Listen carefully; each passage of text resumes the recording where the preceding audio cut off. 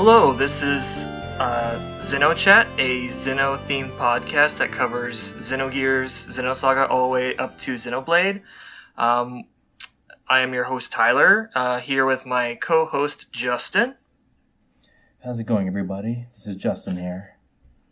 All right, and we have our guest today, and her name is Kat. Hello, everybody. Okay, so yeah, if you're new, as we kind of start out, we just kind of go over any recent news with the Xeno franchise that we can think of. From there, Kat, I'd like you to kind of discuss your involvement in the Xeno series, how you got into it, and then after that, we'll get into today's topic, which is Xenogears. Okay, so starting with news, the only thing I can think of was the recent staff recruitment for Monolith Soft that was going around. I'm excited. Yes, I am so excited too. Because, as much as I love Xenoblade 2, I'm very excited for them Monolith Soft to move on to whatever's next.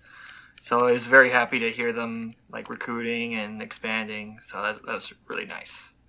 For sure. It's always a good time when we know that they're going to be working on a new project. Who knows what it might be? Maybe it'll be Xenoblade 3, or it could be Xenoblade Cross 2, which would be pretty sweet. Or hey, maybe they're going to, throw a curveball and do a little Baten Kaitos. Yes, that would be nice. I know the producer, was it Yasuyuki Hone? He mentioned on Twitter the other day that he was interested in making another one, which would be really, really nice. It's a time of year where I really wish I was born Japanese. Because I think there was an article that mentioned Takahashi was looking for a character designer, and I'm just sort of pawing at the screen. Hire me! Yeah, that's great, and it's interesting because it's weird that Monolith Soft doesn't really have a character designer. All of their character designers are just freelance, so that's interesting how they're actually trying to hire a character designer this time. But I would definitely hire you, Kat, if I worked at Monolith Soft. Well, thank you. But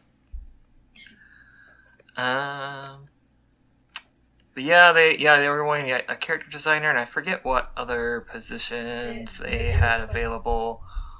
So many.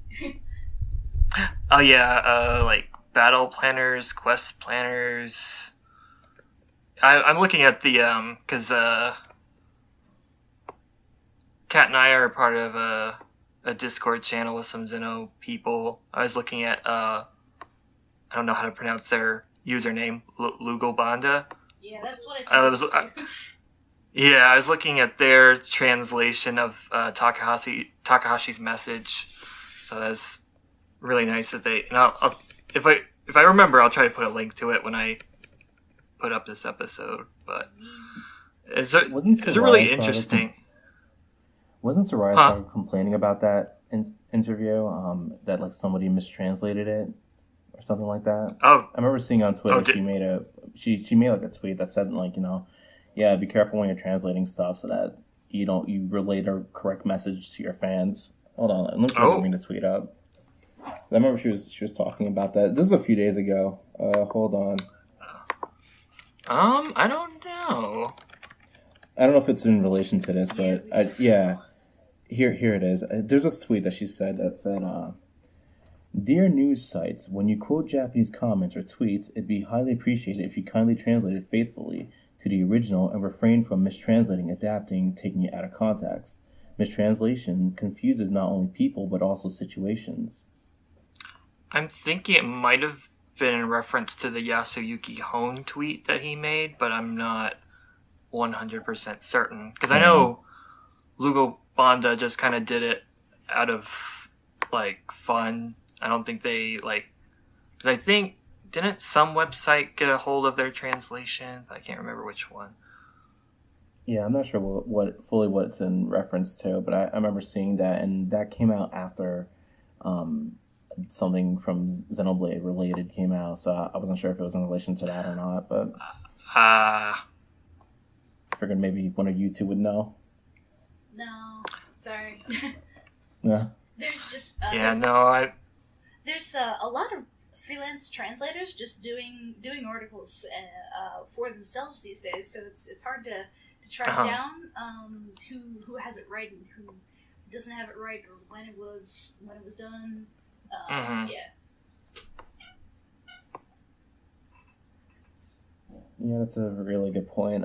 Everyone's trying to get a hot story out these days, so who knows where things are coming.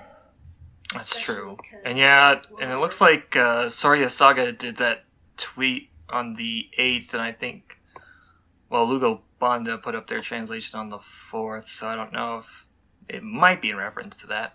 I hope not. I don't know. I hope not. You seem to do a pretty good job. Okay. Well, is there any other news Xeno related or Monolith Soft related that anyone can think of? Not really. Other than I love them and I pray for the continued success of the company. Yes. Yes. And Square, please send me my Fei Fong Wong figure. Yes, I want it. Send him his figure. I want it. I want my because you don't have it yet. It's like every episode of this podcast is just going to be me just please send it to me already. It's like Square Enix, if you're listening to this, please don't send it to him. Oh, Justin. So Justin, why? It's like me trying to roll Cosmos in Xenoblade 2. Oh, yeah. I haven't tried since I got Torna. I should try again because they gave me a bunch of legendary crystals. Oh yeah, I remember I got 30 of them, and I got just one rare out of all those legendary crystals. How many rares do you have left to roll though? I want to say 5 or 6. Okay, so that's going to be harder for you the more. Exactly. So, Kat, I think I've said this story on the last episode of the podcast, but I'll say it again since you haven't heard it. So this is how I got Cosmos, and it's a good one. So Xenoblade 2 came out, right? And I was playing it, and when the game came out, it had some pretty bad memory bugs. And I don't even think they fully fixed them, but it was really bad at launch. So I got to, I believe it was Chapter 3, when you finally get Mithra. And you know there's a whole series of bosses that you have to fight before you get to that. And then there's a cutscene where you finally get access to Mithra, and you see that move that she does where it's I think it's called the Focus, where she can see into she can avoid attacks. I can see the future. So yeah, exactly. So in the middle of that cutscene, it crashed. Ooh. And I was really upset, and I said, you know what, I am not playing this game anymore. Put it down. Stopped playing it for about a week. I was like, I'm fed up with this game. Can't play it. And then about a week, I think maybe a week and a half later, they released a patch. They fixed some things. I said, you know what, I'm going to pick this game back up. The first crystal, it's Cosmos. Oh my god. Oh my god. So, yeah, my advice to get Cosmos, be pissed off at the game, leave it for a week, and then pick it back up. Oh, yeah. Then the game just pities you and gives you. Sounds good. I like it. I am not as pissed as I was when I was trying to beat Xenoblade Cross. I got to the boss fight before the last one, and just because I'd rushed the story, I was under leveled, and I just kept on wiping and wiping and wiping, and I got so mad. I had the same issue too. I believe the final boss name was the Vita, which is kind of funny to think that you're on a Nintendo console destroying the Vita. No. That symbolism, though. But yeah, I remember that fight was really, really hard. It had multiple phases, and then it always put you at at a point where you're just really disadvantaged. Yeah. I wish there was a difficulty slider on Xenoblade Cross, because I am such a scrub at modern Xeno games. It's really bad. I couldn't beat Xenoblade 2 on regular difficulty. I had to wait until the easy patch was patched. Well, I'm lame, and that's how I got Elma, is by changing the custom difficulty to like the lowest in order to get her. Yep, I lowest difficulty and auto battle. I set the controller down, made myself a sandwich, and watched it. As like half an hour later, I got her. Nice. It was worth it. It's worth all the pain Xenoblade Cross cost me when I was playing it. Yeah. It came out like right before my winter break, and I couldn't beat it by the end of my winter break because it was only 2 weeks, or maybe even half a week. Mm-hmm. And I was like, I have to beat this. But then I didn't, because I was so intent on only rushing story content that I didn't really level or care to do a lot of the side quests, and it really kind of messed me up in the long run.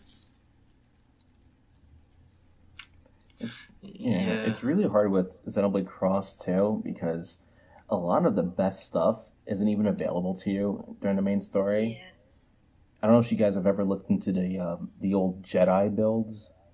No. So yeah, that was a thing.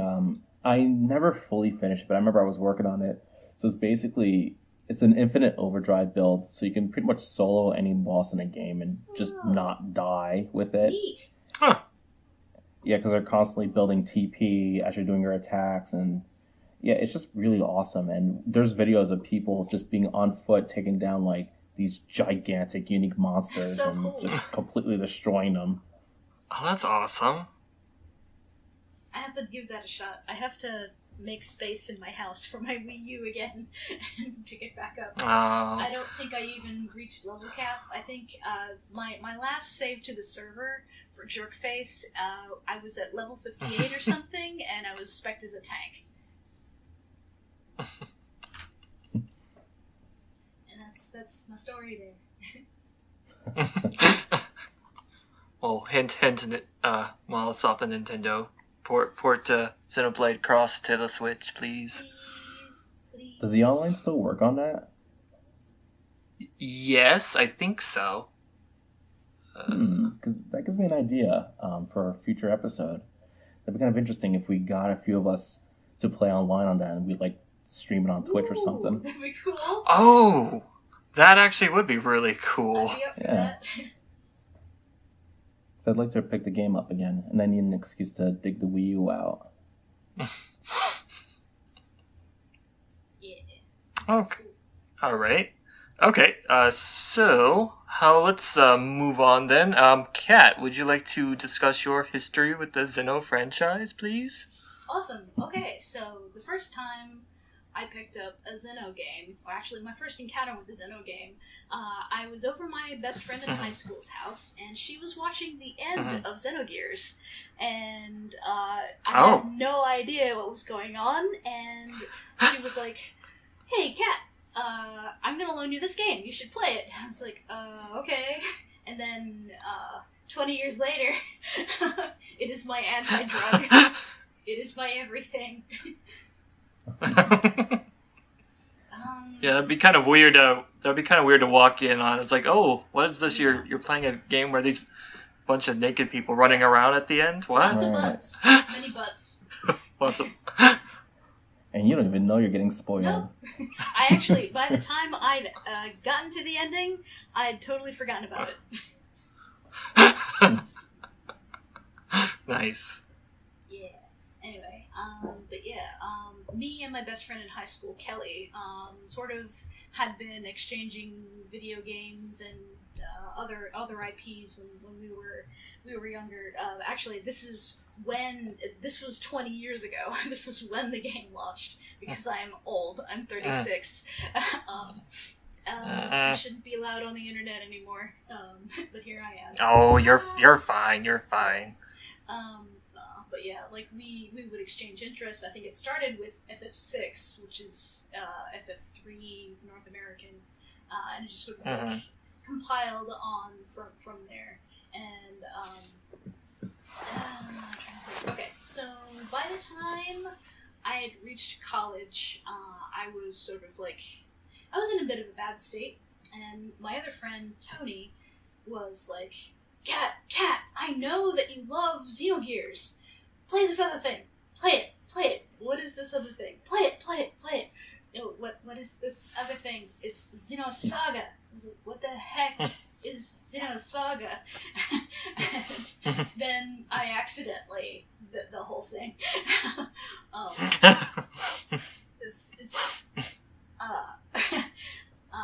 When I was playing Xenogears, I was super into Ramsus, and like the ending Ramsus got just like completely cemented my love for him, and the way Xenosaga treated Cherenkov, it was like almost every story point that was important. It was like, hey, Ramsus fan, look at this. Hey, Ramsus fan, look at this. Oh my god, holy shit! And when I like realized what they were doing, it was like when they said the G word, when garbage was said, it was just like a lightning bolt. It was like, oh my god, I see what they're doing. It's amazing. This is better than Star Wars. Holy shit! Oh. And I was very excitable.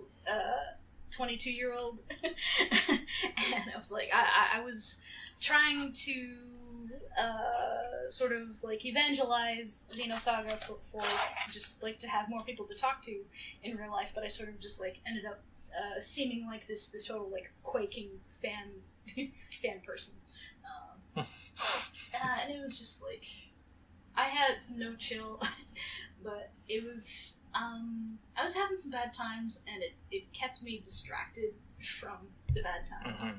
I think by the time Xenosaga 3 came out, I'm sorry, I slipped in and out of Xeno because it's quite all right. Yeah, I think when I was first into it, me and my best friend just said Xeno because it was, the Latin root word.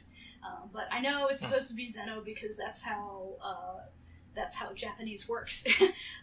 Anyway, okay. Xenosaga 2 came out, and I was coming off of a very bad, like, life-changing event that sort of, like, shook me very personally, and for some reason, Xenosaga 2's control scheme / battle stuff, it just, like, it wasn't jiving well with how I was doing, so I put it down. And I ended up watching some of the cutscenes. I think I watched the end. I think my friend Kelly 100%'ed Xenosaga 2, and she said she hated it the entire time. But she also 100%'ed Xenosaga 2. So I got to watch the end there. And then, after I gave up on Xenosaga 2, I was like, why am I here? All my favorite characters are dead. But then somebody told me that Margulis didn't die. And I was like, wait, what? And then I think I grabbed onto the news that Xenosaga 3 was coming out. And I was like, holy crap, I'm alive! My favorite's alive, I have a reason to go on! And I think prior to that, I sort of lived in my own little world. I would post my stuff on, like, LiveJournal, not really venture out into too many fandom community things, because I had my dumb little rare pair, and I didn't want to bother too many people with it, so, like, I didn't feel like I belonged in the fandom at large. Like, I knew there were several fan websites, but every time I tried to join one, I was just overcome with nervousness, and I would see a hate thread about a character that I loved, and I was like, I don't belong here. But I think shortly after I beat Xenosaga 3, I met my best friend Aaron, who goes by Stitch Moon. Stitch Moon! Yes, and we just sort of, like, continually did more and more Xenosaga fan content, and I got to the point where I was confident enough in my stuff that I was like, okay, I'm gonna try to venture out and try to hang out with more people, and I joined more Xenosaga groups, and was like, and then I think it was either 2009 or 10. I met somebody named Jesse, and together we started the fan site Godsib. And that was up for a good number of years. I think it was either 2010 to 2012. That sounds right. Yeah, and that's where I met you. Oh, so that was you. Interesting. Yeah, that was me. I also go by Catamus online. But yeah, that's at Godsib. That's how I met. That's how I met Tyler. And yes, we have been friends for many years after. Yes, we have. Yeah. Jeez, I feel like I'm the rogue Xeno fan. Like, I was in none of the fandoms, none of the forums. I kind of just, like, did my own thing. This is actually, like, the first time I've ever really been in a Xeno community, so to speak. If we can even call it XenoChat a community. There's just a bunch of people talking on the microphone. It's growing. But, yeah. I mean, this is the first time I've, like, got to talk, like this with people about Xeno anything, so this was nice. Yeah, I am so nervous right now. I had many cups of Earl Grey, so I'm worried that I sound like a quaking fangirl. But no, you're fine. That's only because I am. No, you're fine. I'm nervous every episode, so it works out. But yeah. Don't worry, I'm only gonna bite you really hard. I need to go home and do my homework. My 36-year-old No, homework. Justin. No, Justin. But yeah, I think Godsib unfortunately broke apart due in part to a hacking, and since Jesse was unavailable to help with the rebuild of it, I broke off and started my own thing, which is called Xeno Underground. It's basically we grabbed as many fan materials as we could, and just kept them all up. I think when Godsib was formed, some of the older communities had been falling apart, and we were trying to save screenshots and scans, books, and because people were dropping out of the fandom, then because there was no guarantee of where it was going. Namco had dropped Monolith, and everybody was like, "Oh, it's over," and stuff like that. But then it's Godsib and Xeno Underground just exist as an archival project mostly. Xeno Underground's forums are basically dead because I can't be there to lead the band and post a lot because my job is very demanding. I feel bad because I haven't looked at the boards in forever. I think I logged in last week, maybe. Were there any new posts? I don't think so. I think there was a new member. Oh, that's nice. Not a bot? Yeah. Ooh. But yeah, I have no plans of shutting down. Even if nobody talks on there, I intend to be the archivist. I'm not that great an essayist, but I can upload things and keep them there in the same place for years. I'm good at that. Well, it's a very admirable venture. I've always appreciated that you keep all that stuff up, so thank you, Kat. You're welcome. And that's something to be said about the Xeno community in general, and something that I actually really love about the community is people are really good at archiving stuff. Gears, how many Gears assets have gotten archived over the years? There's that one site that went down, and there's a backup of it, and people have it saved. Oh yeah. Is it Xeno Tensei? I think it is Xeno Tensei, yeah. And because I remember it went down a while ago, but there's archives that are just lying around, and people are keeping it up, which is just fantastic. Yep. And I think what is his name? AC himself has reposted his own archive up that he used to have on Xeno Tensei, and that is a very revered archive among the fans, and it's pretty cool that he brought it all back up. I'm trying to think of what I was going to say next. I forgot. You can edit that out, right? Yeah, that's true, but it's fine. Okay, so I think during the end of Godsib's run as a fan site, Xenoblade came out, and there was a gigantic argument among fans about which was better, old Xeno or new Xeno, and my answer is all Xeno is good Xeno. You put it very well.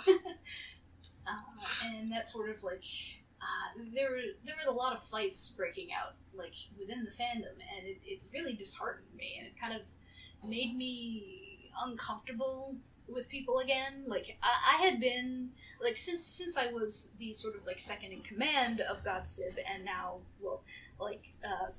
I was like a general fan. I wasn't just the person in the corner who only cared about the Ormus character side.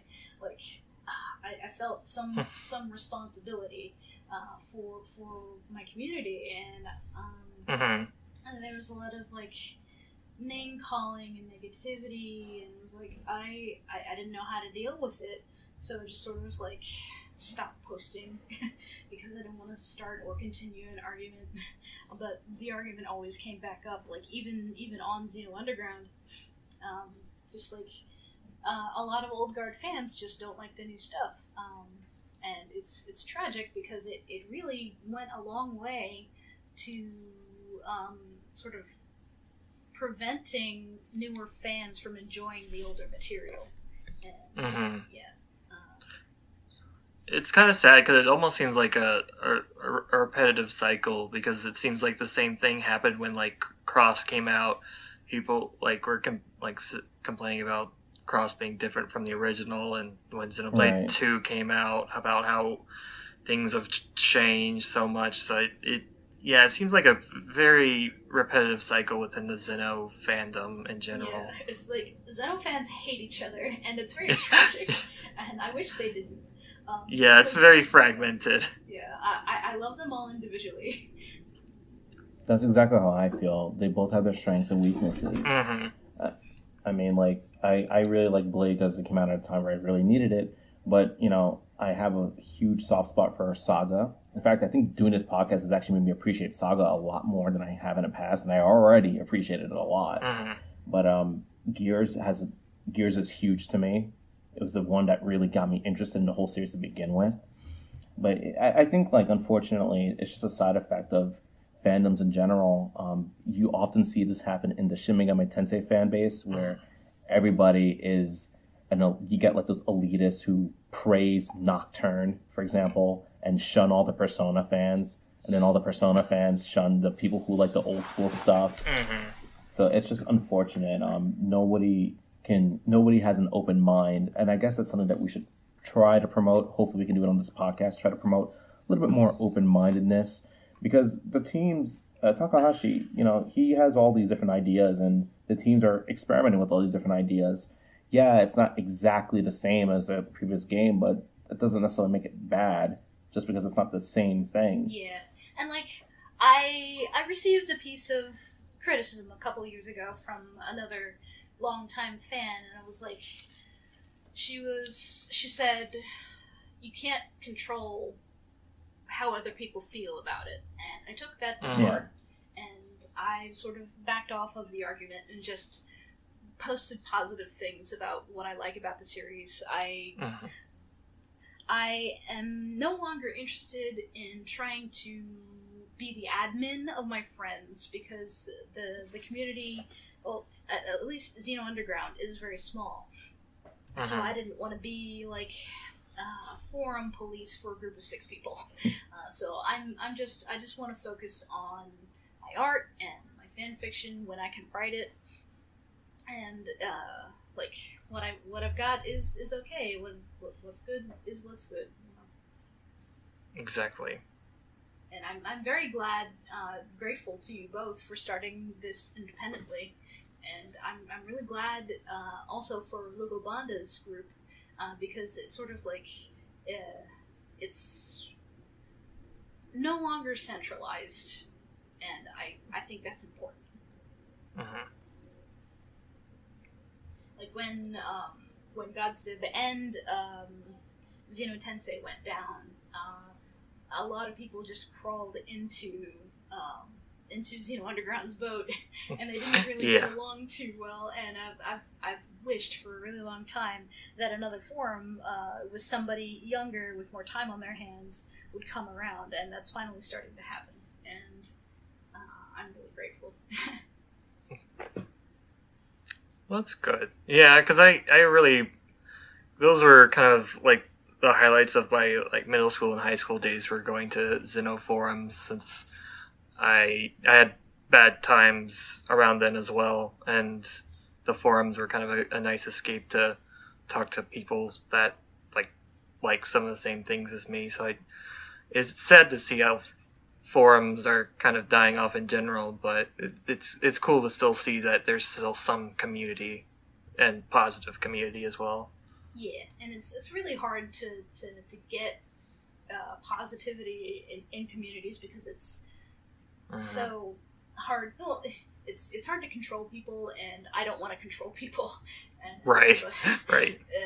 Yeah.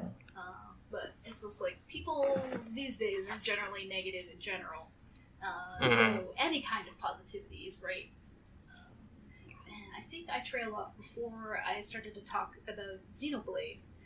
Xenoblade came out around the time where I was another longtime friend of mine who had been in my wedding had dropped out of my life, and I was feeling really bad about it. And then Xenoblade 1 came out, and I really latched on to Mumcar and Dunban's story and sort of like used that to rationalize my feelings about my friend as we parted ways. It's just like we didn't treat each other properly when we were friends, and it led to a lot of bad blood. And like one of us took the leaving, and the other one didn't. And like I sort of alternatingly feel my point of view is Dunban's, and sometimes the other point of view is on Mumcar in that situation. It's just really, it gave me something else to focus on, and I realized not a whole lot of like older Xeno fans didn't really find that particularly useful in their lives. So like maybe like Xenoblade doesn't have a lot of the things people cared about in the old series, but I always find that I can find something useful in a newer game, and I just try to keep my head up. I also try to look for something to like, just because I wanna support the studio. It's right. I'm always worried that I will be too old one day and like be kicked out of Xenonarnia. No. But yeah, if I'm not too old now, I don't think I'll ever be too old. Like, when I was 10, my father would take me to this sci-fi convention in Baltimore called Balticon, and it was run back then when I was 10 by these people in their 50s, and they've been in fandom their entire lives, starting with Star Trek and so on. So I sort of see myself as being a part of that lifelong kind of thing. Yeah, Xeno fandom is forever. Yes. Yes. I mean, it becomes a part of who you are, you know, Yeah. and you share some stories, and you can look at these games, and then you can think about those memories that you have, and all the positive things that's brought to you. So if anybody gives you crap about that, then that's on them. They're being idiots, because as far as I'm concerned, that's 100% valid, and that's a beautiful thing. Mm-hmm. Yeah. Exactly. I think Xenoblade 2, I was a little bit worried about the sort of waifu character design at first, but then I remembered I'm not straight. I like girls too, and I decided I was going to enjoy it, whether I liked it or not. And then Bridget happened, and I was like, yes! And then I just paid attention to the story, and I think my favorite part of Xenoblade 2 is that it attacks my imposter syndrome. Like, Amalthus, like, is, like, just says the words, "You're not good enough," and it's like, he's the bad guy saying to the good guy, "Hey, you suck." That sounds exactly like my little voice inside that says I'm not good enough. And Rex, God bless Rex, I love Rex, he's like, "Shut the fuck up," smack down. And it's very empowering, and I love that. And I will never forget that. Because I'm at a time in my life where I'm still, like, I'm in middle management at work. I feel irrelevant, like, continually, like, increasingly old, increasingly, like, am I allowed to be? That's always been a problem of mine. And this just sort of, like, Xenoblade 2 just comes out and says, yes, you are valid. At least that's what I took out of it. Oh, that's great. Yeah, that's valid. I mean, anything you can get out of any of the games is valid, so that is really great. Yeah. Exactly. And I think that something that people need to realize, because one of the things that people like to poke fun at Xenoblade 2 at is people like to say things like, "Oh, Rex is so generic. Ugh, power of friendship. Ugh, this is too lighthearted. Ugh." It's like, you know what? Yeah, it's lighthearted. Get over it. There's some people who really appreciate that kind of positivity, and they can use that to help them in their life. Like, I'm sorry that it's not the super edgy, depressing stuff that you really wanted to see, but don't go ahead and say that it's bad because, unfortunately, it didn't do much for you, because it might do something for someone else. Yeah, and I really, again, I really think it's important to keep positive today. Like, just the current, like, last 5 years, the next 5 years are going to be rough, and I think we really need to keep our heads above water, and I think lighthearted stuff that doesn't, like, make us cry, like, 24/7 is really important. Like, I've noticed a lot of, like, children's shows being really dark at the same time of being really colorful. Like, I love Steven Universe, and I love its inclusivity, and I love its general message, but I have to steel myself before I watch an episode of it, because I'm like, are they going to make me cry? Because I can't tell. But I really like that Xenoblade 2 didn't rip my heart out as hard as I thought it was going to. Torna hurt a little bit. Oh, yeah. Yeah. Oh, yeah. That ending. Oh, my God. But I'm still rebounding 16 years later from Sharankov dying, so...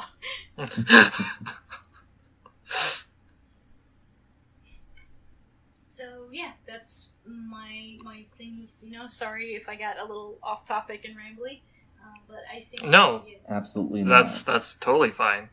Yeah. All right.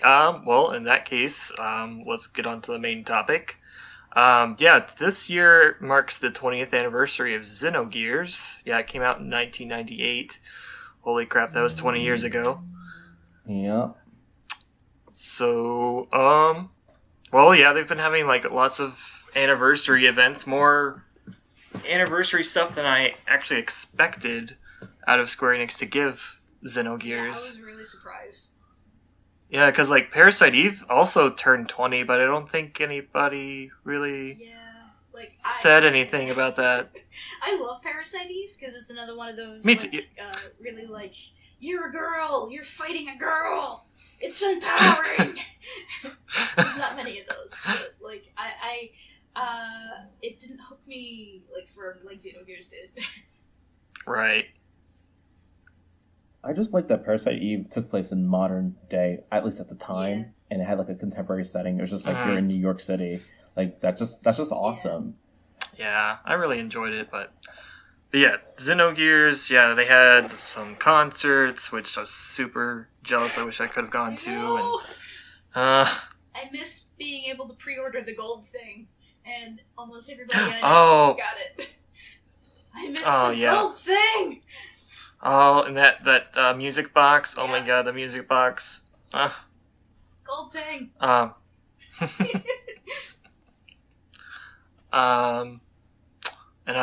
I'll stop before I lament about the figures again. But No, it's okay. Like cry. It's you're valid. so wait, I'm crying too. because isn't Ellie actually supposed to be releasing soonish? I think they said December. I think so. Yeah. It's either LA or Weltall. I think Weltall might be last. Yeah. But yeah, LA soon. yes.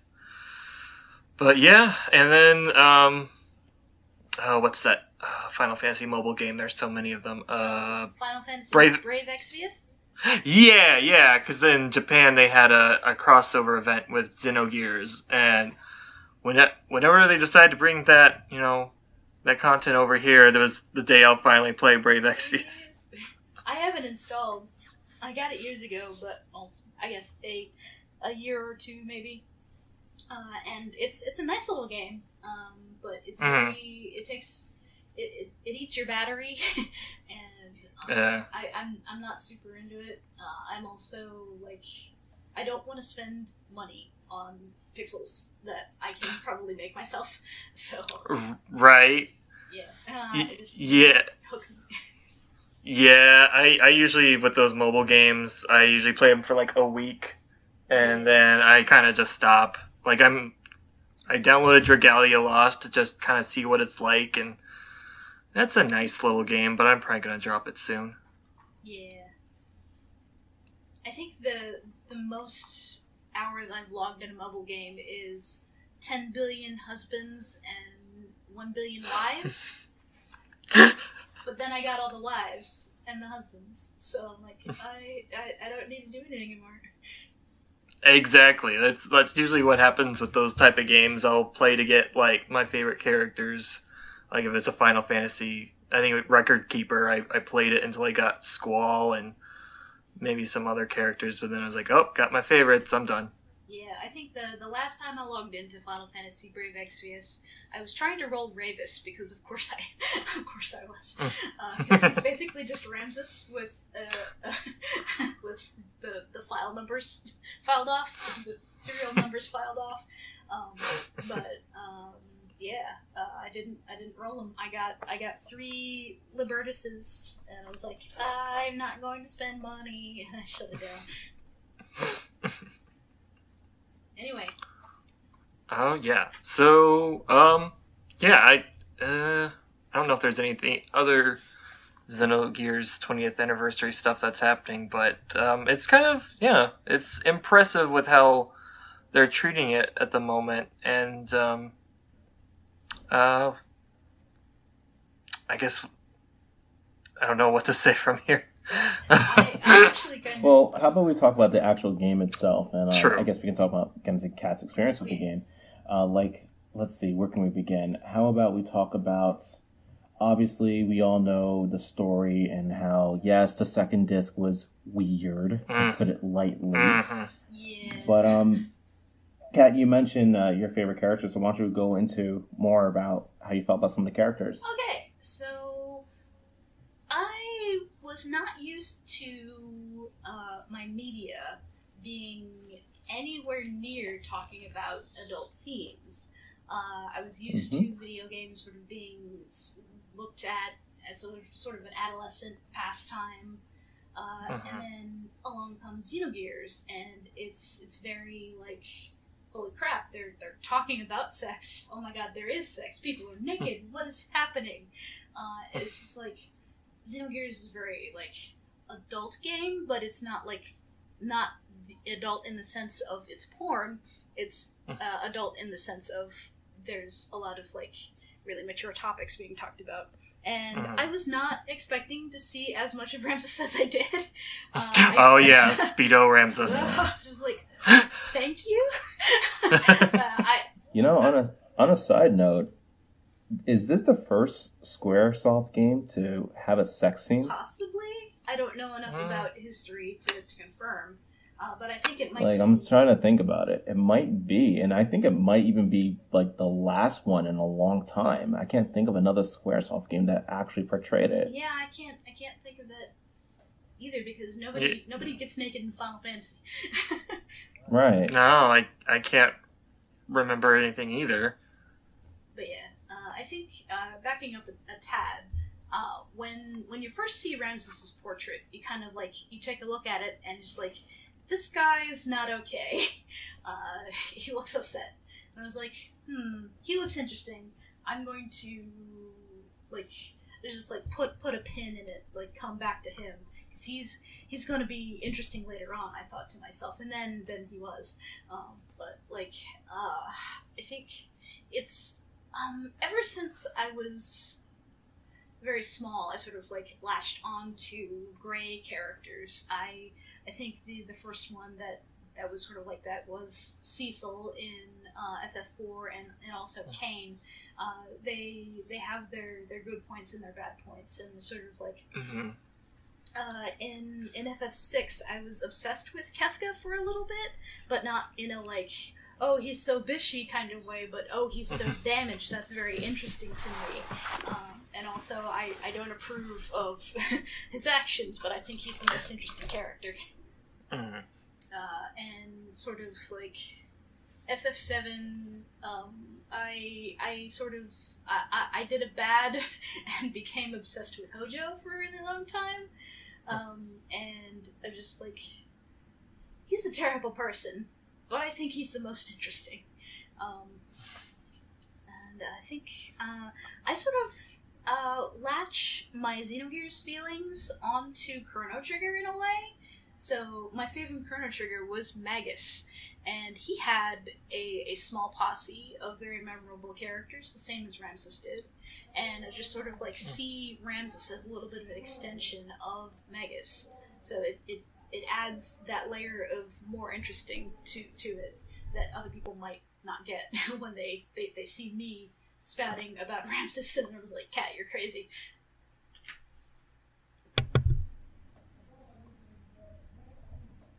Sorry about that. I need to rest my finger for a bit. Oh, it's okay. Okay, so just like I'm not used to, like, with Xenogears I wasn't used to the tall sprites and the complicated intelligent story. It was like everybody's an adult now. Holy crap. So I know in FF6 they kind of they get sort of they jump the stakes up like a lot. Chrono Trigger is kind of a step down from it. It just is simpler. But and I'm completely sidestepping FF7, which is also kind of an adult game, but it's just like it's not the same. And I know Xenogears was originally concepted as a draft for FF7, so I sort of like I know that Xenogears definitely isn't FF7, but I think, like, thematically, Ramses's, like, you racked up my prospects! Sort of echoes. It was like, I should have been FF7! And I just sort of, like, meta feel that, but I didn't really know about that until years later. I myself have always had a problem with self-worth. So the more they revealed about Ramses's lack of self-worth, and it comes off, you don't really expect it. It's like you think this guy is perfect. He's got the perfect everything. His gear is covered in gold. He's got a hot not wife. He's got like a squad of chicks who like fucking worship him, but he's miserable. Why is he miserable? And then you just like the story just peels away the layers, and you're left with this like completely how do you get up in the morning kind of character. And it's really amazing to see a villain that well layered within the story. And I was very surprised when he didn't join the party. And I think with the lady elements, the Neo elements, the girls, my girls, call them my girls, even though they're not mine, they're my girls. They spent a long time on them as well, and I was just sort of like, ideally, if I were to, if I were suddenly Elon Musk, I would definitely take care of Flint, Michigan first, and World Hunger first.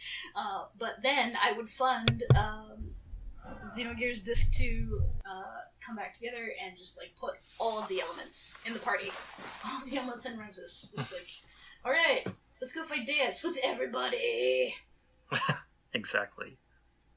Yeah, recently being a few months ago, I replayed Xenogears, so that little part at the end where you can watch like a not even a main cutscene of like what happens to Ramses and the elements was kind of disappointing. His ending like in the story was just kind of off screen ish, and yeah. So it definitely seemed like more should have been done with him and the elementals. Yeah, and like something I wasn't expecting, like in game canon, was his relationship with Sigurd. And like they don't come right out and say anything, but it's pretty obvious that they used to be good friends and they're not anymore. And it's sort of like I love it when there's flashbacks in games to something that happened 10 years ago. I love it when there's older characters with mysterious pasts or not so mysterious pasts, because that's what happens in real life. The older you get, the more you have these "oh, I stopped being friends with you" moments. And stuff like that. I think also, I'm not done with Ramses, but I'm sort of. I'm never done with Ramses, but I also wanted to talk about Dominia. When I was 16-ish, 17-ish, I definitely wasn't out as bisexual, but. She was one of the first characters that made me realize, hey, I shouldn't hate myself for liking girls. And she comes a long way within the story. She's a terrible bitch at first, and like I think she as Ramses is completely breaking down during the thing, she builds up, and she stops and takes a look at herself, and sort of like.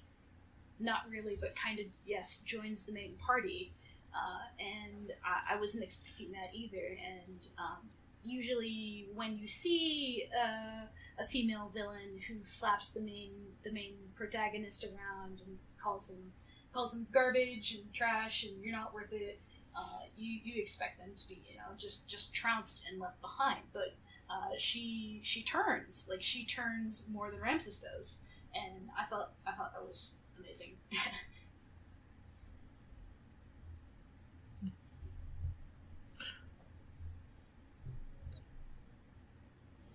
Yeah, definitely felt like she kind of, as you said, she kind of turned more than Ramses did. By the end of the game, he felt kind of, I don't know what to say. I don't know. By the end, he's like doesn't know what to do with himself. Yeah. And she kind of brings him back up. Yeah. So that was kind of an interesting flip between the two. And I try not to ship things these days, but I've been in this thing for like 19, 20 years now. I'm like, oh! So now I sort of multi-ship Dominia and Ramses and Sigurd and Ramses because I'm incurable. I'm trying to think of things outside my usual favorite characters. I know that a lot of people tend to thank Xenogears for talking them out of being in Western Christianity / Catholicism / whatever they are at the time, and I think it's the only game that really criticizes modern evangelism, and underscores the dangers within it. And of course, when I first started playing Xenogears, I happened to be in a somewhat charismatic, Christian youth group. But it wasn't Xenogears that talked me out of that youth group. It was just it turned out that I was just in the sway of a charismatic person, and I think at first, if I had been uninterrupted, I think I would have just been that person. Luckily, I wasn't, because it wasn't Xenogears that put me off to it. It was the Devil's Advocate I'd seen for the first time.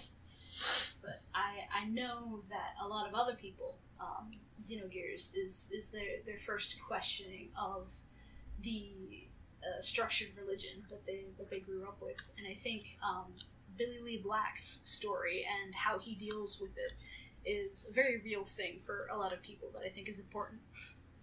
Because he doesn't actually lose his faith, even though it's revealed that the ethos faith is basically just something to control people. And I think he handles his loss of faith much better than, say, Margulis's at the end of Xenosaga 3. Oh, yeah. Much better. Yeah. And I think that's a mark of Takahashi's protagonists versus Takahashi's antagonists. They seem very strong and invincible and very confident at first, but then they slowly get chipped away, and you're left with almost nothing. Most of them are very broken by the end, and I think I really like that. Yeah, I do too, and especially as you said with protagonists like Fei, for example, he the way he kind of deals with past traumas by creating multiple personalities to kind of store away all of his bad thoughts or bad times, I thought was really, really interesting. And just, they did a really good job with having such broken protagonists. Yeah, and it's really amazing that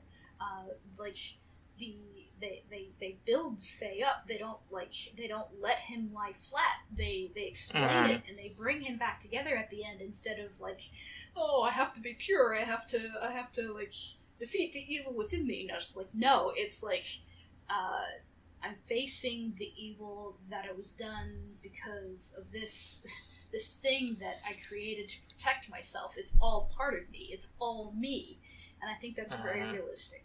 And I think a lot of people have a problem with they want to think that they're entirely innocent, but and some people think that they're entirely bad. But I think it's recognizing that you can be both of those things at the same time, and is important. I don't think any other game really goes into that. Yeah, and I actually think it's kind of interesting how they handled Fei, to kind of go back on what we just said on that, is that for most of the game, Fei is pretty confused. Yeah. And you see this in all sorts of different ways. And I know you were talking about the different personalities, and something that I was just thinking about right now. We were introduced to Fei as a painter, and he's shown in kind of a very almost Zen way, where he's painting. And it kind of makes you wonder, if that painting, it was just kind of a way to portray that he to kind of just portray him in kind of an innocent way, but also in kind of a mysterious manner. What is he painting, and what is the significance of that painting, and how that plays into his past and him trying to figure things out. Because throughout the game, he has all sorts of visions and all sorts of weird trauma. Even right down to right before he jumps into Weltall for the first time, that cutscene, which was a really cool one, where he's just kind of he has that second where he's just should I jump into this? What should I do? And then, of course, we all know that ends very horribly. Yeah. But yeah, I've always found Fei to be an interesting character, and an interesting way of showing someone who he's living, but he's not really sure what he's living. And I think it's interesting to see how that develops at the story. And it doesn't help that Seton is hiding so much from him, while keeping up like that face of, no, I'm just a mentor to Fei. I'm just showing him around. We're taking him on a little camping trip. That's kind of like this farce that he's putting up for at least like the first 10 hours or so. Yeah, I think when I was playing Xenogears for the first time, my friend was like, "Please do something other than FF7. Please stop talking about Hojo." And I took one look at Satan, and I was like, is he a good Hojo? I'm always looking for cruelty-free Hojo. And I was like, okay, yeah, he's like Hojo, but he's good. Oh wait, no, he's not good. Wait, I think he's probably the most evil person in Xenogears, aside from Krellian. Yeah, I always... It's arguable, yeah. Yeah, because I always still remember the scene where they're in... it might have... Is it Shavat? No. Is it Solaris? Yeah, and with the can? The can.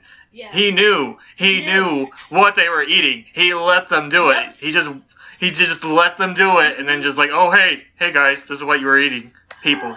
I was like, damn. That was. The Fei figure comes with that can. Yeah, it does. Yes, yep. It does. So Satan's evil is present, even in this figure. I really hope that they make a figure of him. They really should. They really should. But that's something that we're seeing so much in Takahashi's characters. That deception where it leads you to believe one thing about them, only to kind of completely turn it on its head like 10 hours later. Yeah. Mm-hmm. Yeah, I also thought that was kind of interesting. Also, Ellie is kind of like that too. I really like her and Faye's relationship, and it's the very definition of complicated. Yeah. Oh yeah, to say the least. I really like replaying the game again. I appreciated their relationship a whole lot more when I did when I was like a teenager. Yeah, I was sort of like, I tiptoe around protagonists and try not to have too many opinions because I don't know, I just don't get latched on to protagonists. But I really like Faye, and I really like Ellie, and I think they're very interesting.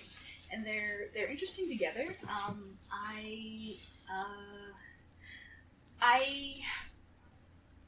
see, I'm trying to think. My feelings about them as a couple are a little bit complicated.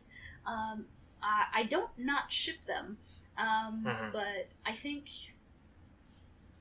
I think that the relationship Ellie has to the wave existence and Abel's relationship to the wave existence is really unique, and I think it's very interesting to have a story where, hey, there's this higher power that can communicate with one person, and the wave existence spends 10,000 years or more trapped in Deus, and I think the way the story plays out about the only two people at first that can save the wave existence from its captivity is very interesting.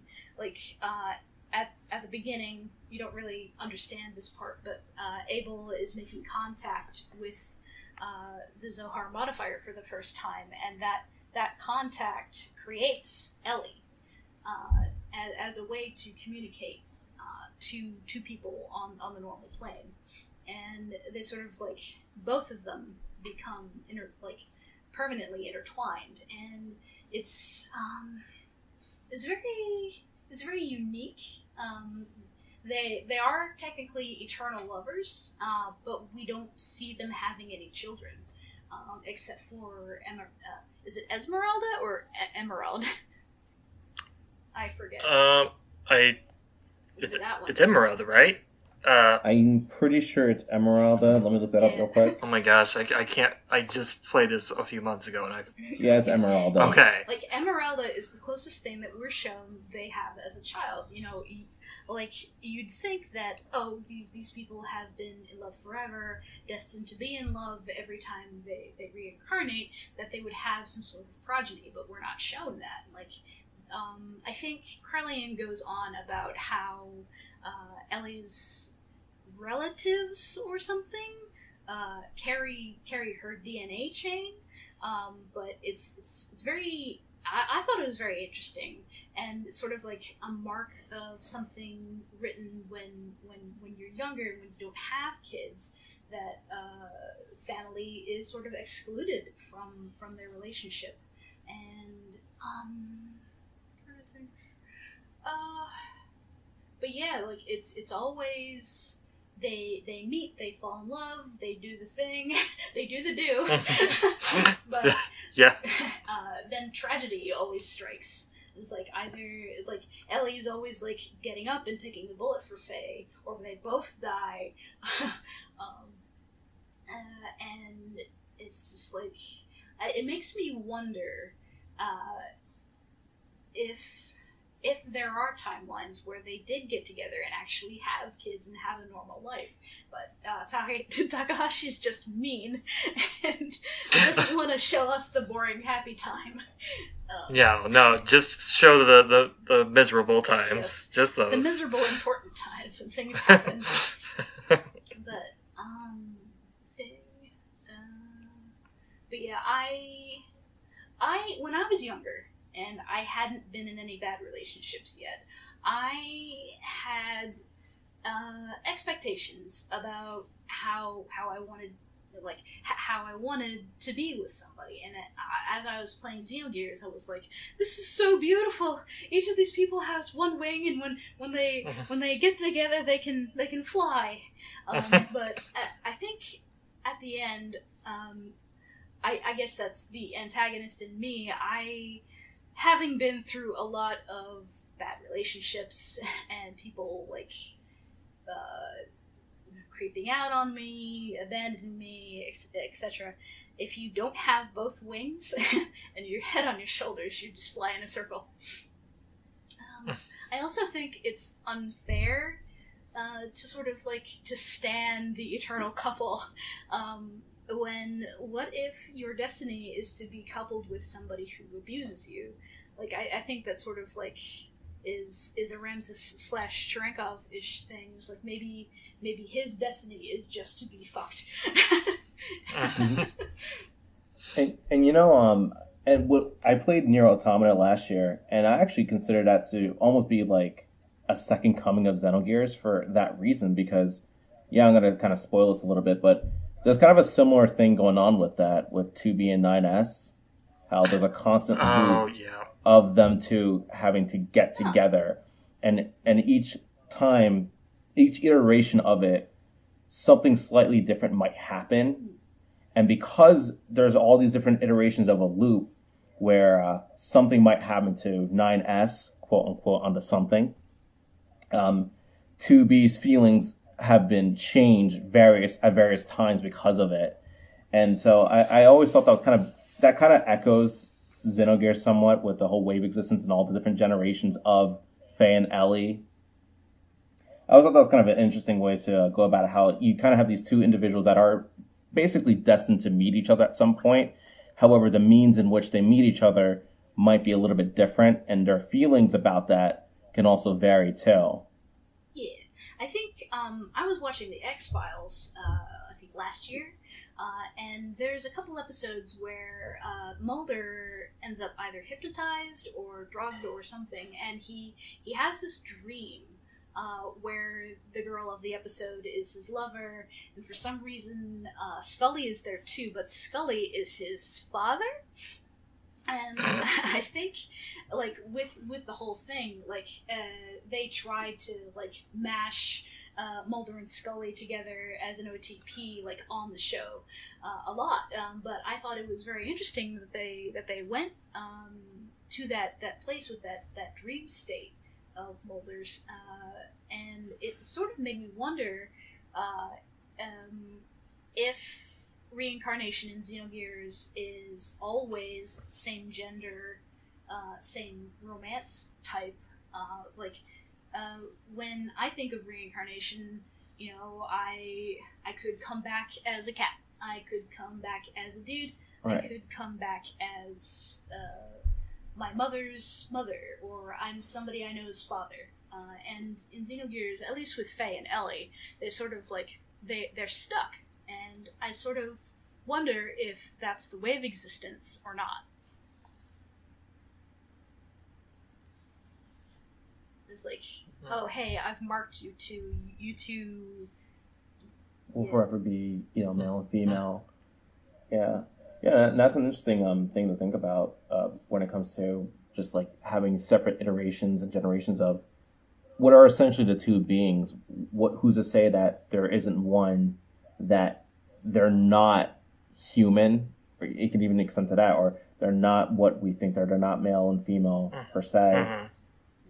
For all we know, there could be a same-sex one, for example. Yeah, because that could be something that would happen. I guess the game wouldn't portray it necessarily, but that could technically happen based on the wave existence. Yeah, I think they do a really good job of obscuring the wave existence's gender. We have no idea, right? Because it's probably beyond gender and stuff like that. Yeah. So what my little fan theory is that the wave existence sees the point of contact and sort of freezes both of them, so that he or she can recognize both of them when they come back to life, because they're always getting killed. They're always getting found by Niang or Kane, and they're like, "We're gonna kill you. We're gonna kill you. Oh, we killed you." And I always wonder what Emperor Kane's face looks like. I think there's a line somewhere that Emperor Kane sort of looks like Ramses, but not exactly, and it sort of drives me nuts. And it's like, what does that mean? It's not solid at all. And I sort of I wish there was more with Emperor Kane. His relationship with the wave existence, does he go to try to find the Zohar modifier at any point? What is the wave existence's response to him? We know his response to Fei and Graf and Id, but I wish there was more wave existence interaction with other characters, I guess, besides Grelian. But this is me just thinking in my faves. No, unfortunately, there's a lot of things that I wish they expanded on or had more spotlight for certain characters. Well, especially several of the party members. Rico, Maria, and even to a lesser extent, Maria and Billy. Maria for sure. Chu. Well, I mean, Chu is just a mascot character. That's really the only purpose of good old Chu. Or that one scene where you can have her nailed to the cross. Choo-Choo died for our sins. Choo-Choo died for our sins. I have some other friends who don't really like Xenogears, but they like making fun of it. And whenever they think of it, they say, Choo-Choo died for our sins, and they laugh. And I'm like, Yeah, and every time because I usually go on trips to visit some friends in Pittsburgh, there's this huge cross as I'm going into Ohio, and it's just every time I imagine just Choo-Choo just hanging up there. Gigantic kaiju form Choo-Choo on the cross. Yes. Awesome. So, I feel like I'm being very loud and talky. What are things that you guys care about with Xenogears the most? Yeah, I really enjoy the atmosphere with Xenogears. I love this is weird, but something I love about Xenogears is the world map. For some reason, when I got to the world map for the very first time, and I believe the song's called Emotions, and that started playing, I just like had this weird feeling where I was just at peace with everything, and I was just super excited to just run around and explore just every corner of the map that I could possibly like find. I don't know what it was. It just felt super liberating. Awesome. And yeah, it's one of those weird things that I felt when I first played this game. So, I really like that. I really like all the different areas. I loved exploring Solaris towards the end of the first disc. I just thought that was such an interesting place to explore, and also because shit just goes down there. It explodes there. Yeah, and I love that scene when it just comes crumbling from the sky. Yes. That was absolutely fantastic. That was a great scene. I also really liked the one scene early on. Oh no, I can't remember the name of it.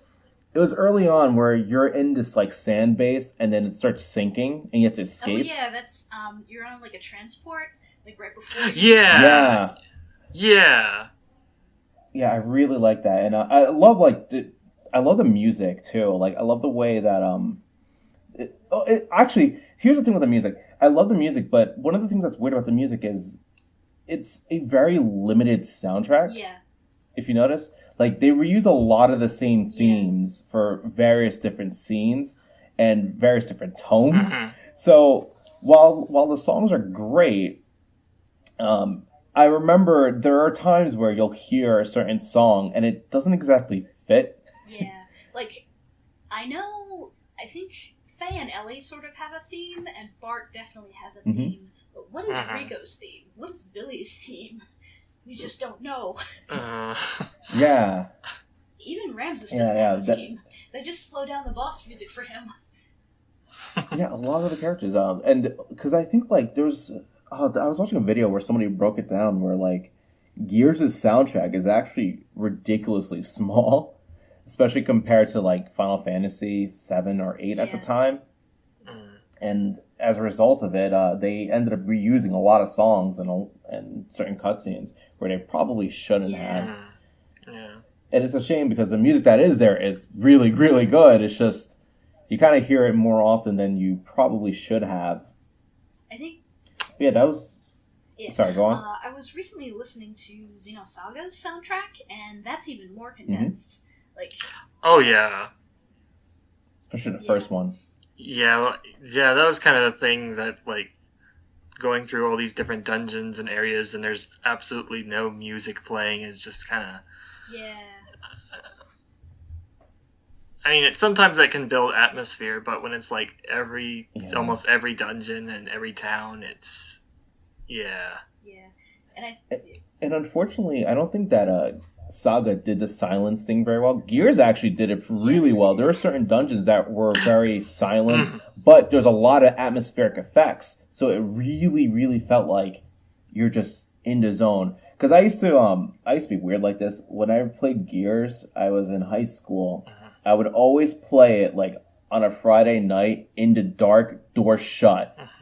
So I'm just sitting in front of like this small CRT playing this, and it just like created just such an amazingly like engrossing and like immersive atmosphere where I'm just running around these dungeons, and then I hear the PlayStation disc spin before a battle starts.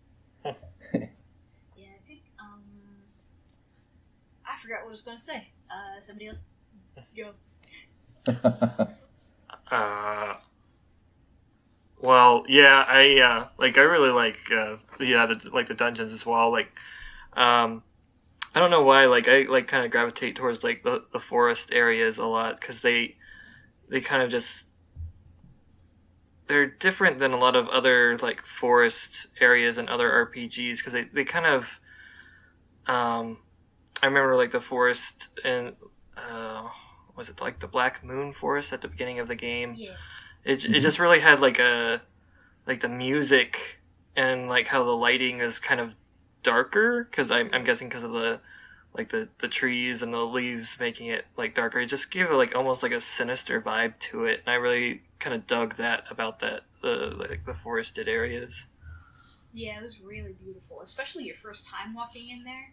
And it's a Yasunori Mitsuda piece, so like his forest themes are always like breathtaking. And Oh, also, yeah. something important always happens in a forest in Xenogears. Like, you Yes. meet Ellie there, and then on disc 2, when Ramses, finally wins against Fei, and you meet Tora, and learn about nanomachines, son. That's in the forest, too.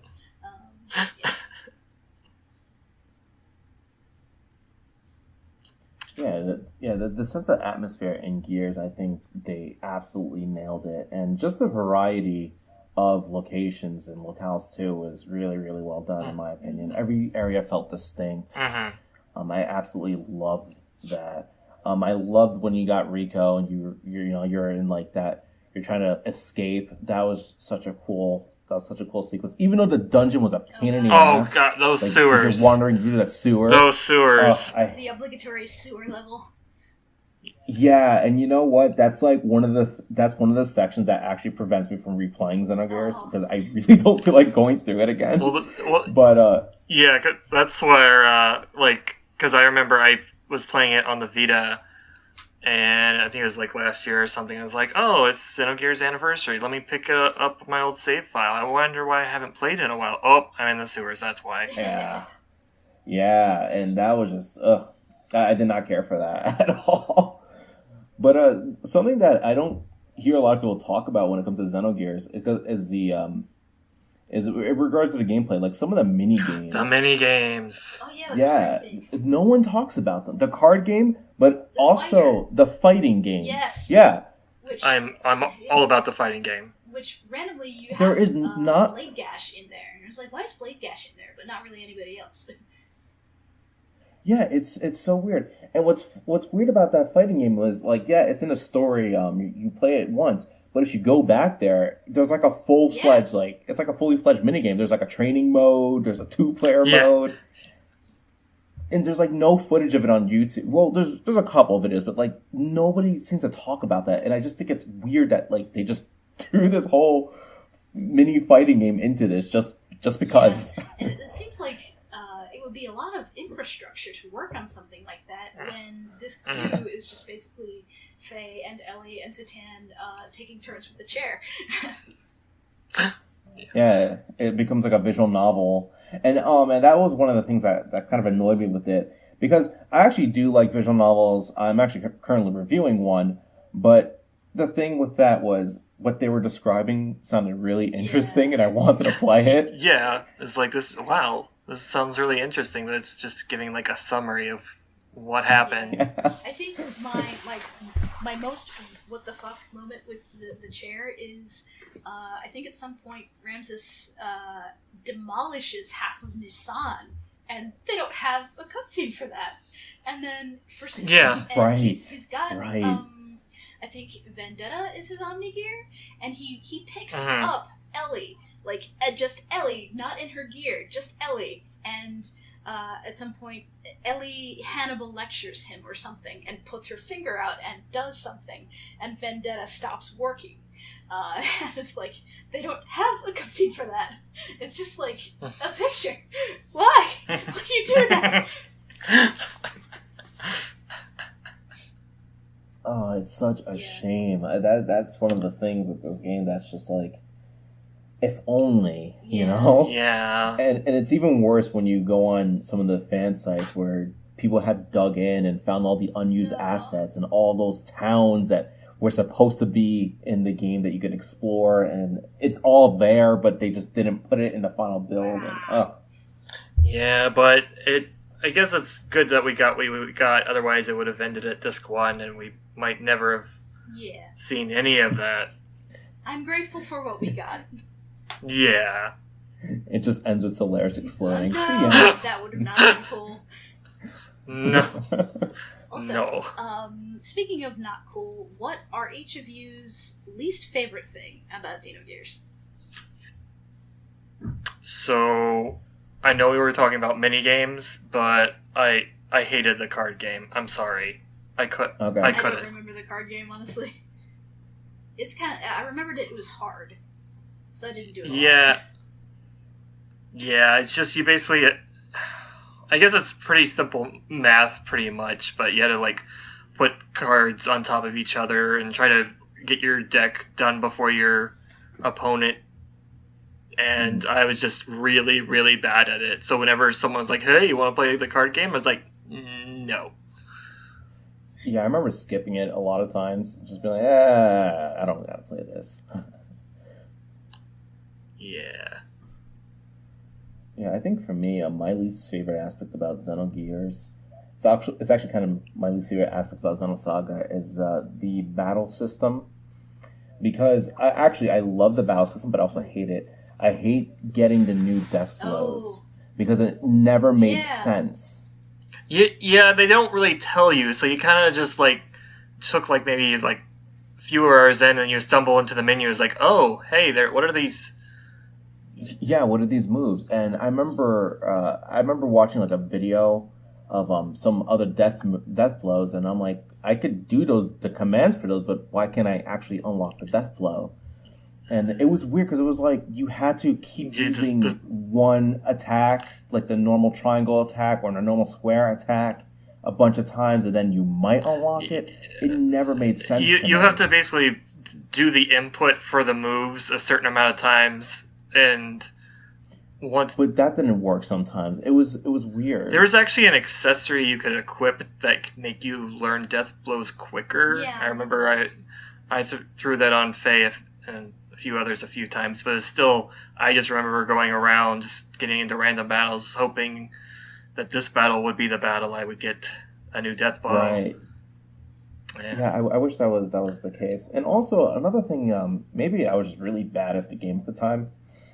I felt like some of the Gears battles, you didn't have access to a lot of healing items until like very late.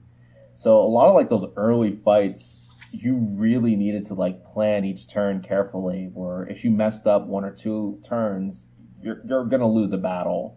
Yeah. Oh, and the other thing, like with death blows, like for the Gears, in order to get like stronger death blows for the Gears, it depended on you getting stronger death blows for the characters.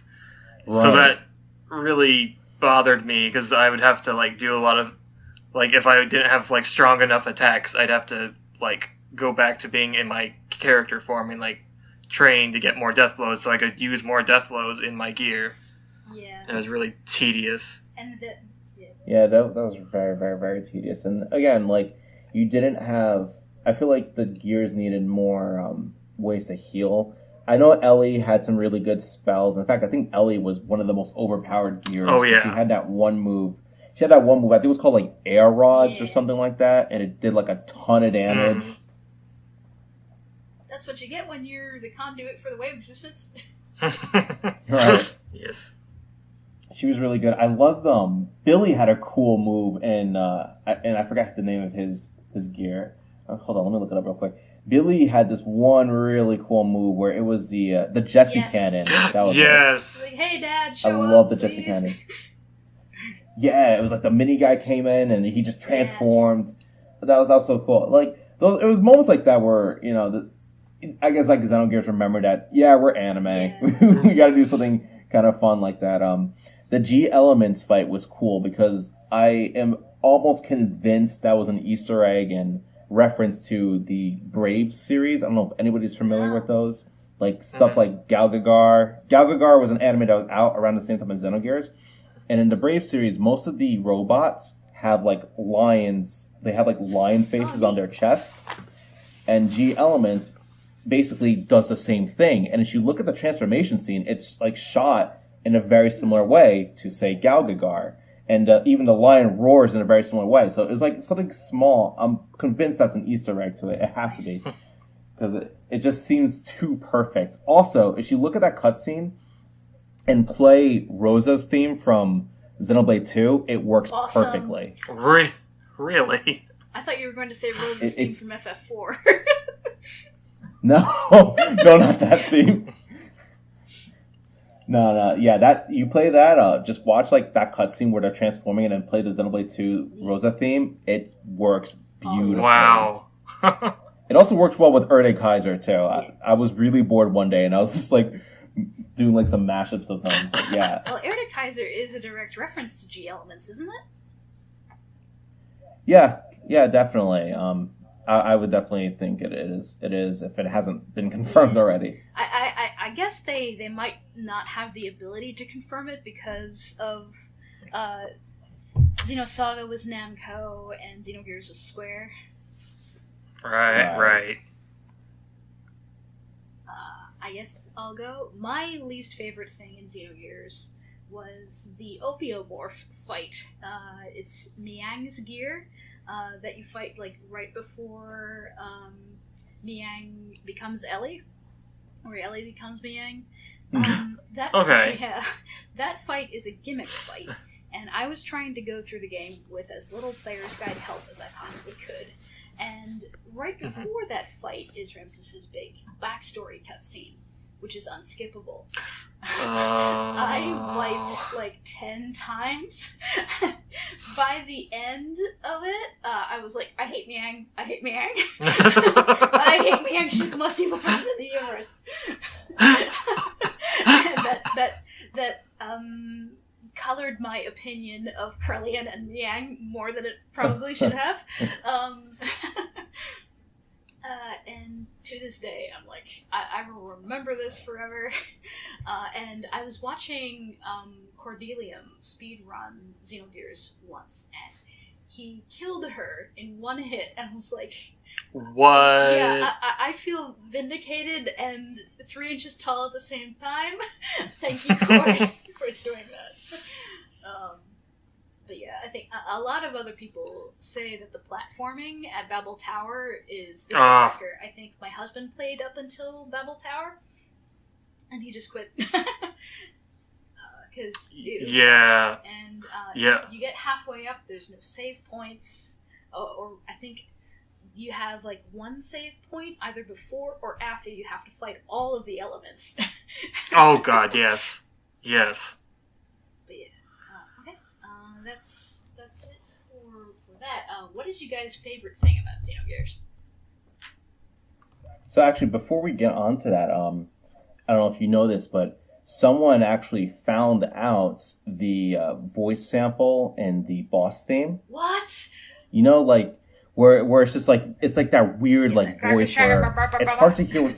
Yeah. So that someone actually found out where that's from, and that one is actually a sample, and I believe that is from. Hold on, I'm about to bring it up right now. Oh yes. It is from a documentary on Marlon Brando. Oh. What? Because the line is total sentence imposed is 10. Hold on, let me. I can bring it up right now. Yeah, it's crazy. Hold on. Oh my god, this is one of the big mysteries. I'm excited now. Yeah, because I was on YouTube and I was listening to the music, and then somebody posted it in the comments like, yeah, that's where this is from. It's so nuts. That is so random. Yeah. So last year documentary on Miranda was released called "Listen to Me, Marlon." Yeah. Okay. So they're showing footage of like the trial, and they're talking about the sentence, and the line they sample from it says "total sentence imposed is 10," and then they repeat that, and that's what that voice is. Oh my gosh. I'm gonna post it in our little chat so you can listen to it. But yeah, it's one of those weird, random as hell things that they just kind of threw in there. I never would have guessed. I never knew this. That is weird and awesome. My husband always jokes that it's something sex in a gas chamber.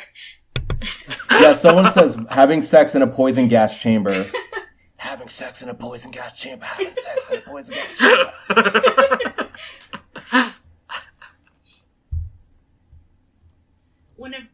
But I love that song because it was just like it made those fights feel intense. Mm-hmm. Like, I used to play this game. Yeah, I used to play this game in a dark room, and so like hearing this was just like it just put me in the zone. Hold on, I am going to send you the source right here. Thank you so much. So you can listen to that. Wow. That is a treasure. The source of it. And you can play it. It's like a 5-second clip. You'll hear it. You'll be like, oh my goodness, that's what they said all these years. Holy crap.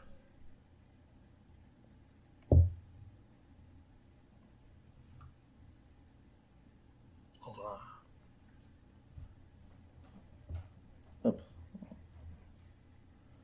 on. Wow. That's so cool! Yep. That is really cool. Wow. Okay. Oh, well, yeah. And so I guess I'm lame. I was going to say my favorite thing was going to be like the characters, because of course Xenogears has amazing characters. Yeah. Like, it's not lame. I mean, as much as like a bunch of them get, because I feel like Xenogears might have had too many characters at times, and they unfortunately got swept to aside. I did like how the series, I mean the game almost had like an anime series kind of feel, how it was kind of episodic with its characters' stories. Like there's the like basically a Billy arc and a Rico arc and a Maria arc. I really liked that aspect of it, and I sometimes wish that they would make an anime of Xenogears, That'd be so cool. I think it could be adapted well. But hopefully better than the Xenosaga anime. But no, let's not get back into that one. I need a drink. But yeah, like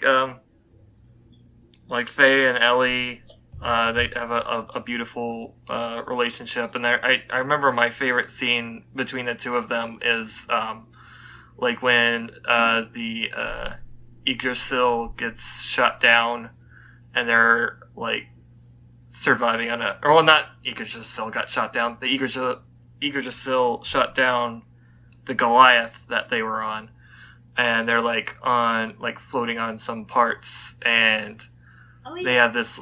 Yeah, it's like my favorite part from the game. It's just like it's just Faye and Ellie surviving out in the ocean, and they like have this conversation between each other where they like. They basically have no idea what they're doing with their lives. Like both of them like say that as much, and it's just they're really supportive of each other, even though they don't know what they're doing with their lives. And it resonated with me because I have no idea what I'm still at almost 30. I don't know what I'm doing with my life. So it was just a really powerful scene, and it's probably my favorite scene in the entire game. If it makes you feel any better, Tyler, I'm 36 and I still don't have any idea what I'm doing. So yeah, what about you, Justin? Yeah, I guess like I kind of went into my favorite aspect of Xenogears, which is really the atmosphere and just the overall feel of each of the areas. I just had a lot of fun running around and exploring, even if the encounter rate drove me nuts at times. I did love running around. I like the aspect, the fighting. I like the aspect of martial arts in the fantasy game. Like I thought it was kind of cool that hey, I'm playing as a main character who's not using a sword for once. He's using his fists. That was kind of awesome to me. And that was actually what drew me to Xenogears at first. I was like, robots in martial arts. Yeah, I'm gonna play this. But I really, really adore the atmosphere. The characters, I want to say I love the characters, but unfortunately, it's just like, it's such a mixed bag of genuinely great and just completely undercooked. Yeah. Like, there's some characters that have really good arcs, like Rico. Rico had an alright arc when he was introduced, but unfortunately, that's all we really got. I feel like Billy had they only did the season 1 of the character arcs for right. the Xenogears characters. Absolutely. They needed their season 2 arc and their season 3 arc, like Faye and Ellie had theirs. I completely agree. Billy was the same thing as well. You know, they had good arcs, but I wanted to see a lot more from that. I want to see a lot more from Billy. I want to see more from Bart as well. And also, something that kind of weirded me out was its use of English dialogue. It just felt so inconsistent. Like, yeah, they had it in the anime cutscenes, which, by the way, from a technical standpoint, they did a really good job with them. they're not compressed at all, and they look well. They are compressed, but they're not as bad as what I've seen on the same console. So they look really good.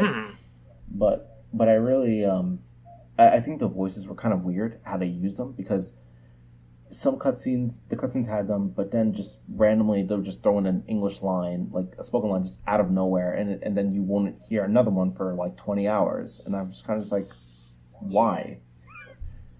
Yeah, and the English voice acting for Xenogears wasn't great. Oh. Yeah, lip syncing was terrible. There's that one cutscene with Ellie where she straight up, like, her mouth says like a whole sentence and you're hearing nothing coming out of it. There's that, but yeah, and I also thought it was weird how they would just have voices just randomly. What was it? The guy at the very beginning that was pissed off at Fei because Fei basically killed his sister. Yes. When you fight him in the tournament, and then he just throws, and then I think he has like a line that he says at you, and then he throws a dress at you. Like, you know, you got that, or Bart had that one random line where he just calls someone a jerk. Yeah, I think they use those lines in the card game too. And yes, they do. At one point, Ramses screams during his nightmare before he wakes up in the Speedo. And I actually think that's one of Fei's screams, which I always thought was weird. I noticed. It was just so easy for me to notice. They couldn't even afford a voice actor for Ramses. Nope. No voice acting for the trash. Yeah, I just thought that was kind of weird how they did the dubbing and where they threw in voices versus where they didn't. Because, again, it would have been nice that if other scenes got that treatment. Yeah, it would have been really nice. Yeah. Okay, is there anything else anybody wants to talk about in regards to Xenogears? I think I forgot to mention. Yes. My favorite era of Xenogears is the Zeboin era. But oh, yeah. I also really like the way it's presented to us. Like, we get there and everything's, like, completely dilapidated. It's been, like, 7,000 years? And it just sort of reminded me of the scene in Back to the Future 3, where Marty discovers the DeLorean and the tires have rotted off, and this is like this ancient piece of machinery that isn't ancient, but it's modern, but it's totally busted. I got the same feeling going through Zeboim as I did that part of the movie, and I think it's on record somewhere that Takahashi really loves Back to the Future. And I wonder if any of that is derived from that scene. You know, I always got that vibe because there's that, it was off topic, but in Xenoblade Cross, there was the side quest with, like, the time traveler and his assistant, and it always reminded me of Back to the Future. So I didn't know if that was Takahashi's influence or not. So if you listen to the Gormott theme in Xenoblade 2, there is a point where it sounds like Johnny Be Good, and I can't unhear it. That's interesting. I actually think the Quest Clear theme sounds like the Back to the Future theme as well. Da, da, da, da, da, da. Yeah, it's literally the thing. But yeah, I think I'm done talking for now. It was lovely. Thank you for having me. Oh, thanks for joining us. Yeah, for sure. Okay. Well, I guess we can wrap up things here. Thank you both for the discussion about Xenogears. Happy birthday, Xenogears. Yay! So let's, I guess, go around and say if there's any, like, projects or anything you want to promote. Justin, is there anything you'd like to promote? I'm so sorry that, like, every episode it's like you promote a panel that you're gonna do, and then it's like weeks later that this panel's over. So I apologize.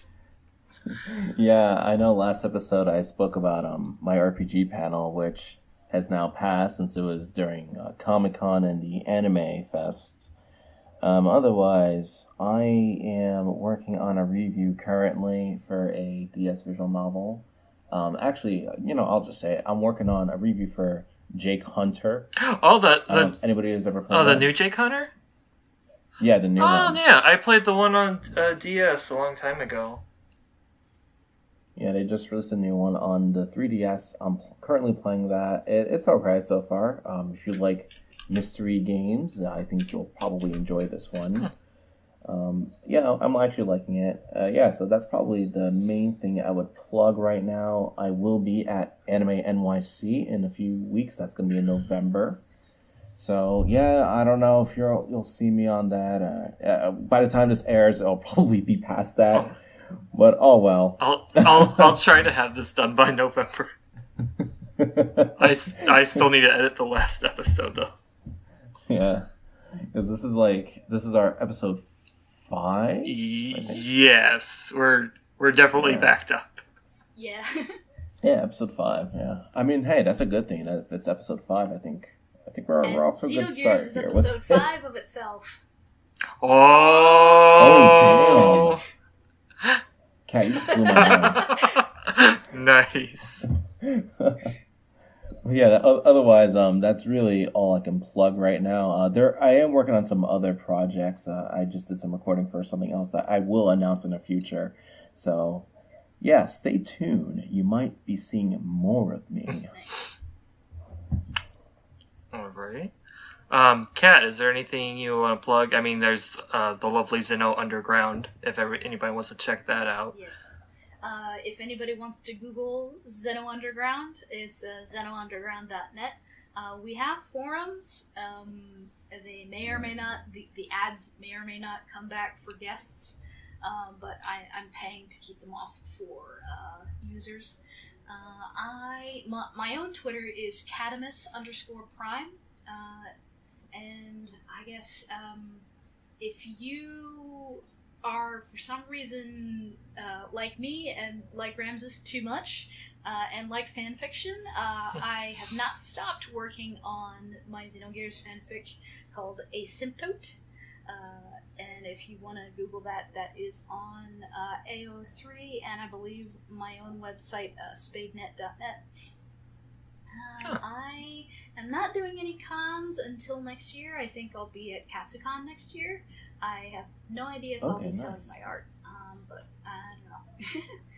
Her art's amazing, by the way. Oh, thank you. I just love your distinctive style. I love it. Thanks. I think like half of it comes from it's influenced by the pointiness of the gear design in Xenogears. Yeah, I can definitely see that. Thank you.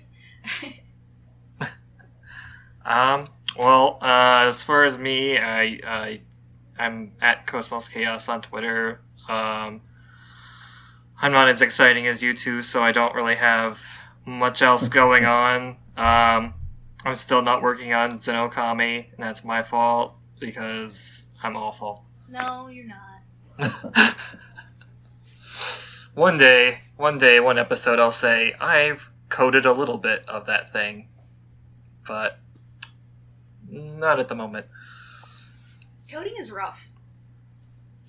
Yeah, and I'm at the part where I need to, I have to play through the rest of Shion's arc, and my Japanese is terrible, so I need to record and also get as much text and dialogue recorded as I can, but I don't want to accidentally stumble and get farther and miss something, so I'm kind of overwhelmed by the prospect of it at the same time, but one of these days,